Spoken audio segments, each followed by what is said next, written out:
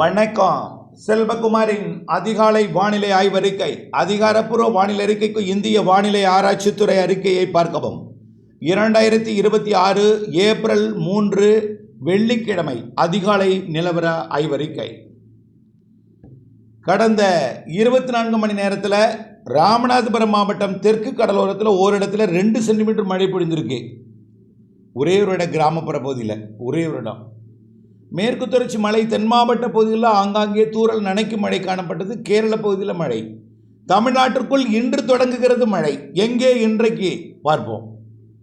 இன்றைய மழை தென் மாவட்ட மேற்கு தொடர்ச்சி மலைப்பகுதிகளிலையும் இன்றைக்கு மதியம் தென் மாவட்ட மேற்கு தொடர்ச்சி மலை, அதாவது வால்பாறையிலிருந்து கன்னியாகுமரிக்கும் இடைப்பட்ட திண்டுக்கல் மாவட்ட கொடைக்கானல் மலைப்பகுதியோட மேற்கு பகுதி, வால்பாறை பகுதி, தேனி மாவட்ட கேரள எல்லையோர பகுதி, விருதுநகர் மாவட்ட கேரள எல்லையோர பகுதி, மேலும் தென்காசி, திருநெல்வேலி, கன்னியாகுமரி மாவட்ட மேற்கு தொடர்ச்சி மலைப்பகுதி, கேரள எல்லையோர பகுதிகளில் இன்றைக்கு மழை மதியம் தொடங்கும்.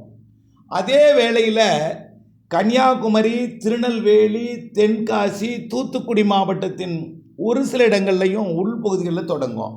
கடலோரமும் தூத்துக்குடி மற்றும் திருநெல்வேலி மாவட்ட கடலோரத்தில் கூட ஓரிரு இடங்களில் தொடங்கலாம்.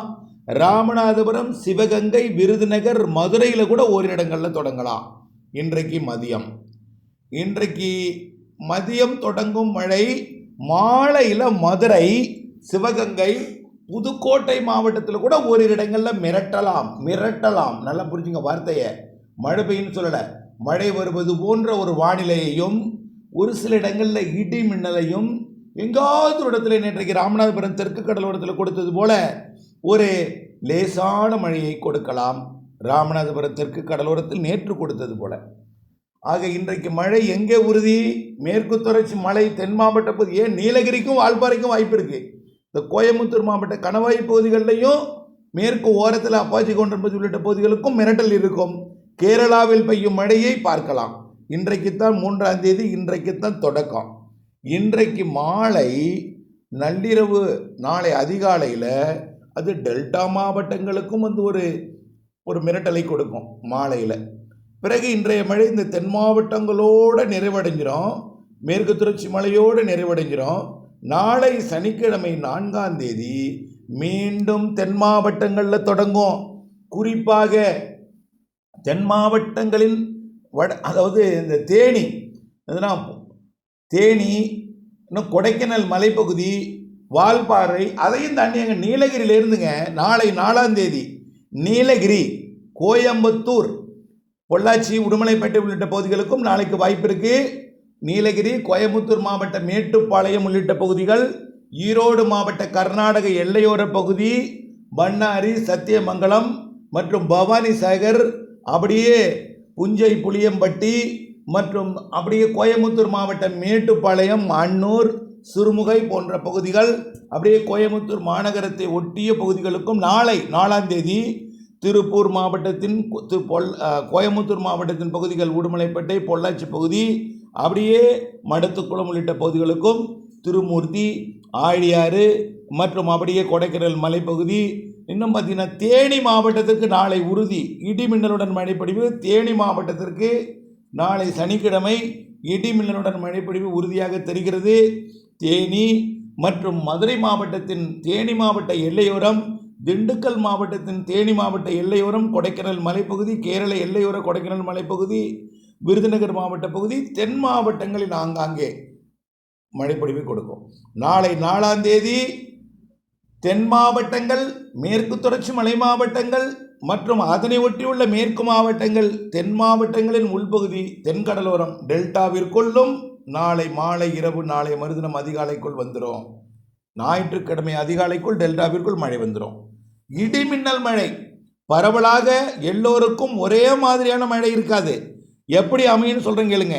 வரும் மழை அது உங்களுக்கு பெஞ்சிட்டு பக்கத்து ஊரை ஒதுக்கலாம், அல்லது பக்கத்து ஊரில் பெஞ்சிட்டு உங்களை ஒதுக்கலாம். ஆனால் மழை வருவதை உணர்வீர்கள். இடி மின்னல் மற்றும் அதாவது மின்னலை பார்ப்பீர்கள், இடி சத்தத்தை கேட்பீர்கள், மிரட்டலை கொடுக்கும். பிறகு உங்கள் ஊரிலேயே பெய்தது நீங்கள் உணரலாம். அல்லது பக்கத்து ஊரில் பெய்ததாக தகவல் உங்களுக்கு என் வழியாக கிடைக்கலாம் அல்லது பிறர் வழியாக கிடைக்கலாம். இப்படித்தான் வானிலை இருக்கும். நாளை சனிக்கிழமை தொடங்கும் மழை, ஞாயிற்றுக்கிழமை 5ஆம் தேதி டெல்டா மாவட்டங்களுக்கும் உள்பகுதிகளுக்கும் அப்படியே வட உள் மாவட்ட பகுதிகளுக்கும், அப்படி 5ஆம் தேதி ஞாயிற்றுக்கிழமை மேற்கு தொடர்ச்சி மலை மாவட்டங்களில் பரவலான மழைப்பொழிவு தெரிகிறது. நீலகிரி, கோயம்புத்தூர், திருப்பூர் மற்றும் ஈரோடு, அப்படியே பார்த்தீங்கன்னா சற்று உள்ளேயும் சேலம், நாமக்கல் மாவட்டத்தின் மேற்கு பகுதிக்கும், அதேபோல் திண்டுக்கல் மாவட்ட பகுதிக்கும், தேனி, மதுரை, விருதுநகர், தென்காசி, திருநெல்வேலி, கன்னியாகுமரி, தூத்துக்குடி, ராமநாதபுரம், மதுரை, சிவகங்கை, புதுக்கோட்டை, திருச்சி மாவட்டத்தின் தெற்கு பகுதிகள் இங்கே வரக்கூடிய ஞாயிற்றுக்கிழமை நல்ல மழை தெரிகிறது. ஒதுக்கி தான் பெய்யும். அன்றைக்கு ஞாயிற்றுக்கிழமை மாலை இரவில் அது திருச்சி மாவட்டத்தின் மாநகர பகுதி, திருச்சி மாவட்டத்தின் வடக்கு பகுதி, பெரம்பலூர், அரியலூர் மாவட்ட பகுதி, டெல்டா மாவட்டங்களின் பல்வேறு பகுதிகள் கொஞ்சம் தாமதமாக நள்ளிரவிலே வரும். மாலைக்கு பிறகு முன்னிரவு, நள்ளிரவு, அதிகாலைக்குள் வரும் கடலோரத்திற்கு. அது அப்படியே கிருஷ்ணகிரி, தருமபுரி, சேலம், நாமக்கல் மற்றும் திருப்பத்தூர், திருவண்ணாமலை, கள்ளக்குறிச்சி பகுதிகளுக்கும்.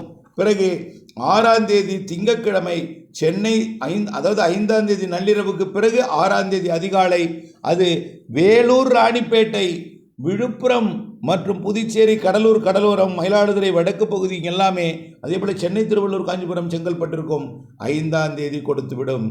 6ஆம் தேதி மீண்டும் அனைத்து மாவட்டங்களுக்கும் ஒரு பரவலான மழை. நல்லா புரிஞ்சுக்கிங்க. நாளை விட 5 பரவலாகும். 5, 6, 7, 8 தான் நல்ல மழை காத்திருக்கு.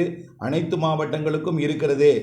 வெப்பம் தனியும். நல்லா புரிஞ்சுக்குங்க, அச்சப்படாதீங்க. நிறைய பேர் நேற்றைக்கு நிறைய கேள்விகள், ஒரு அச்ச உணர்வோட 40 டிகிரிக்கு வெப்பம் போயிருமா, அப்படியா, அது எல்லினோ வந்துருச்சாமே, இதெல்லாம் ஒரு பயங்கரமான ஒரு அச்ச உணர்வோடு என்கிட்ட கேட்டிங்க. நான் என்ன சொல்கிறேன், ஒன்று 40 டிகிரிங்கிறது எவ்வளோ தெரியுமா? 38 என்பது 100, 39 என்பது 102, 40 என்பது 104, 104 டிகிரி வரைக்கும் போகும். 104 தாண்டாது. அப்படி 105 போனால் ஏதேனும் ஒரு ஊரில் மட்டும் 105 பதிவாகும். பெரும்பாலும் 104க்குள்ளேயே இருக்கும். 100, 101, 102, 103க்குள்ளே இருக்கும். அதுவும் தமிழ்நாடு முழுக்க எல்லா ஊருக்கும் கிடையாது. அந்த நிலை கடந்த 2 நாட்களுக்கு முன்பு முடிஞ்சிடுச்சு. இப்போ 100, 101, 102க்குள்ளே தான் இருக்கும். அதுவும் டெல்டா மாவட்டங்கள், கிழக்கு கடலோர பகுதிகளுக்கெல்லாம் அவ்வளவு இல்லை. 96, 97, 98 டிகிரி ஃபாரன்ஹீட் தான். தயவுசு புரிஞ்சுக்கிங்க. நாம் அதாவது ஒரு வெப்பநிலை மானி எப்படி கணக்கிடணும்னா, ஒரு வெப்பநிலை மானியை அறை வெப்பநிலையிலோ அல்லது வெளியிலையோ டக்குன்னு ஆன் பண்ணி ஆஃப் பண்ணணும். அங்கேயே வெயில்லையோ களத்துலையே போட்டு வெயிலையே வச்சுருந்தீங்கன்னா வெப்பநிலை மானியே கொதிக்க ஆரம்பிச்சிடும். சூடு ஏறிட்டே இருக்கும். உதாரணத்துக்கு ஒரு வாட்டர் டேங்கில் இருக்கிற தண்ணி ஆரம்பத்தில் எப்படி இருக்கும், நேரம் ஆக ஆக வெயிலடிக்க அந்த டேங்க் தண்ணி கொதிக்க ஆரம்பிச்சிருது இல்லையா? ஆகவே அப்படித்தான் உயரும். வெப்பநிலை மானியை கணக்கிடுதல் என்பது, ஒரு வெப்பநிலை மானியை எடுத்து அப்படியே ஆன் பண்ணிங்கன்னா ஆஃப் பண்ணிங்கன்னா எவ்வளோ வெப்பம் இருக்கோ அதான். வெயிலான இடத்துல வைக்கக்கூடாது. வெப்பம் எப்படி இருக்குது, வெப்பநிலை எப்படி இருக்குது, சூடு வெயில் எவ்வளோ நேரம் அடித்தா எவ்வளோ உயருது, எவ்வளோ சூடு ஏறுது இந்த வெப்பநிலை மானி அப்படின்னு பார்க்குறதெல்லாம் வெப்பநிலை. புரிஞ்சுங்களா? ஆகவே பிடிச்சிருக்கும். ஒரு தரையில் சூடு ஏறிட்டே இருக்கும், அதில் போய் வெப்பநிலை மானியை வச்சா கடுமையாக காட்டும். அப்படி வெப்பநிலை மானியை பார்க்கக்கூடாது. ஒரு வெப்பநிலை மானியை எடுத்து ஆன் பண்ணி ஆஃப் பண்ணிங்கன்னா என்ன காமிக்குதோ அதுதான் சரி. அது பெரும்பாலும் வெயிலையே தொடர்ந்து வைக்கக்கூடாது. அப்போ இருக்கிற ப்ரெசன்ட் டெம்பரேச்சர் பெரும்பாலும் அப்படித்தான் கணக்கிட வேண்டும் என்பதையும் தெரியப்படுத்த விரும்புகிறேன். ஆகவே வரக்கூடிய நாட்களில் வெப்பம் குறையத்தான் செய்யும். ஒரு இடங்களில் 101, 102 போனாலும் அது எங்கெங்கன்னு இருக்கும்னா, பாளையங்கோட்டை, விருதுநகர், கோவில்பட்டி, சிவகாசி மற்றும் கரூர், அரவக்குறிச்சி மற்றும் தாராபுரம், ஈரோடு, சேலம், நாமக்கல் மாவட்டத்தில் பரமத்தி வேலூர், அதே போல் கரூர் பரமத்தி, அதே போல் வேலூர். அதுக்கடுத்து வேலூர்லாம் ஏப்ரல் மாதம் 2வது வாரத்திலேருந்து உயரும். ஆகவே இப்படி வெப்பம் உயர்ந்தாலும் ஒரு குறிப்பிட்ட பகுதியில் தான் உயரும். அதுவும் அந்த 2-2:30 மணிக்கு கொஞ்சம் நேரம், அவ்வளோதான். உச்சபட்ச வெப்பம் 2 to 4, 2:30 to 4:30 இந்த நேரத்தில் தான் உச்சபட்ச வெப்பம் இருக்கும் என்பதையும், அதிக வெப்பமாக நீங்கள் உணர்ந்தாலும் உணரும் வெப்பம் தான் அதிகமாக இருக்கும் என்பதையும், வரக்கூடிய நாட்களில் மழை, இடிமின்னல் மழை, மாலை இரவு மழை தமிழ்நாட்டிலே 12ஆம் தேதி வரை இருக்குது. இதில் 5, 6, 7, 8 சற்று கூடுதல் பரப்பில் இருக்கிறது. 9, 10, 3ஆம் தேதி 4ஆம் தேதி போல் இருக்கும். அதாவது இன்று நாளை போல் இருக்கும். அதாவது தென் மாவட்டங்கள், மேற்கு தொடர்ச்சி மலையில் மட்டும் 9, 10 இருக்கும். ஆனால் வரக்கூடிய நாட்களிலே அதாவது 5, 6, 7, 8 நல்ல மழைப்பிடிப்பு பெரும்பாலான மாவட்டங்களில் ஒதுக்கி கொடுக்கும். ஒதுக்கி இருக்கிற இடங்களில் அடுத்தடுத்த மணி நேரங்கள்லையோ அல்லது வரக்கூடிய அடுத்தடுத்த நாட்கள்லேயே கொடுக்கும் என்பதையும், அதற்கு பிறகும் வெப்பம் அளவாகத்தான் இருக்கும் என்பதையும், சூரியனின் குத்துக்கதிர் வந்தாலும் தென்கிழக்கு திசை காற்று கடற்காற்று உள்ளே நுழைய இருக்கிறது, வலுவாக நுழைய இருக்கிறது. வேகமாக அதாவது மெல்ல நுழையும் காற்று இருந்தால்தான் வெப்பமடைந்து ரொம்ப புழுக்கத்தை கொடுக்கும். ஆகவே 2வது 3வது வாரத்திலெல்லாம் தேர்தலுக்கு முன்பெல்லாம் பெரிய வெயில் கிடையாது. ஈரோடு மற்றும் அரவக்குறிச்சி இந்த பகுதிக்கு மட்டும்தான். அதே போல் கரூர் பரமத்தி இந்த பகுதியும் மதுரை உள்ளிட்ட பகுதிகளுக்கு சூரியன் குத்துக்கதிர் வரக்கூடிய உள் பகுதிகளில் மட்டும், ஏன்னா மேற்கு காற்றும் கிழக்கு காற்றும் வெப்பமடைந்து உள்ளே போகும்பொழுது கொஞ்சம் உள்ளே மட்டும் கொடுக்கும். அதுவும் இந்த 2:30 to 4:30 அந்த நேரம் மட்டும். கடலோரம்லாம் அளவாக தான் இருக்கும், கவலைப்படாதீங்க, அச்சப்படாதீங்க. வெப்பச்சலன இடிமழைப்பிடிவு இன்று தென் மாவட்டங்கள், நாளை தென் மாவட்ட மேற்கு தொடர்ச்சி மலை, நாளை உள்பகுதி கடலோரம் டெல்டாவிற்கு 5ஆம் தேதியிலிருந்து அனைத்து மாவட்டங்களுக்கும் 5, 6, 7, 8 என்பதையும் ஒதுக்கி ஆங்காங்கே என்பதையும் நினைவில் கொண்டு வானிலை அப்டேட்ஸோட இணைந்திருந்து நல்லா புரிஞ்சுக்குங்க.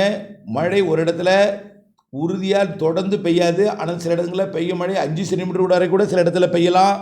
ஒரே இடத்துல குவித்து கொட்டும். ஆனால் அருகில் இருக்கக்கூடிய ஊரை ஒதுக்கலாம் என்ற நினைவுடன் தான் நீங்கள் பணியாற்ற வேண்டும். நாட்கள் நெருங்கட்டும். அன்றைக்கு முற்பகலில் அன்றைக்கு மாலை பெய்யக்கூடிய மழைப்பொழிவை துல்லியமாக அறிவிக்கலாம் என்பதையும் தொடர்ந்து இணைந்திருக்கவும் அப்டேட்ஸ் அறிந்து பணி செய்யவும் அன்போடு கேட்டுக்கொள்கிறேன். நன்றி.